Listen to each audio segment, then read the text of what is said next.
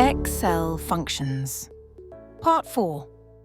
Another function that is very useful when handling data in Excel helps us check whether all entries have been filled in correctly. For example, notice that cell D18 is empty. This suggests that the salesperson forgot to enter the number of coffees sold on Friday. This is a problem because the manager would not have an accurate picture of weekly sales. With larger datasets, such as an employee salary list for a large company, missing data like this can easily go unnoticed. Excel can help us identify these issues. For example, we can count how many cells in column D contain numeric values by using the count function. Count only counts cells that contain numbers. It ignores text and empty cells. First, click on an empty cell where you want the result to appear, in our case, cell S7. Then click on the FX button next to the formula bar, type count, and click Go. From the list of functions, double-click Count.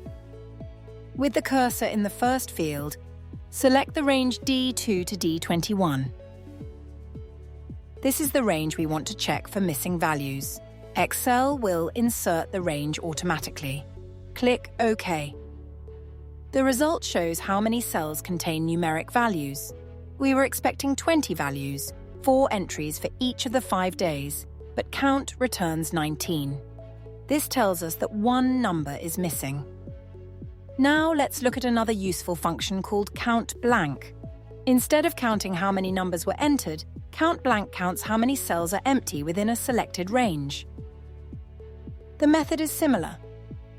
First, click on an empty cell where you want the result to appear, in this case, cell S8. Click on the FX button, type Count, and click Go. From the list, double-click Count Blank. With the cursor in the first field, select the range D2 to D21 and click OK. The result is 1, which confirms that there is one empty cell in the range. Once again, this tells us that a value was not entered in cell D18. Sometimes we do not want to count numbers, but instead want to count how many times a specific word appears in a column. For example, you may need to find out how many part-time employees work in your company or how many employees have not yet attended training. In our worksheet, column C contains the category for each sale, and one of the values used is the word drink. To find out how many times the word drink appears in column C, we use the COUNTIF function. COUNTIF only counts cells that meet a specific condition.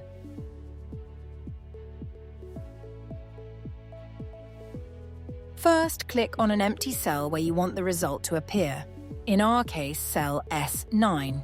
Click on the FX button, type Count, and click Go. Then double-click COUNTIF. Next, select the range C2 to C21. This tells Excel where to look. In the criteria field, type Drink. Excel now counts how many cells in column C contain the word drink and displays the result. The result shows that there are 10 instances of the word drink in column C. This makes COUNTIF very useful when analyzing data by category, especially in large datasets where manual counting would be slow and error-prone.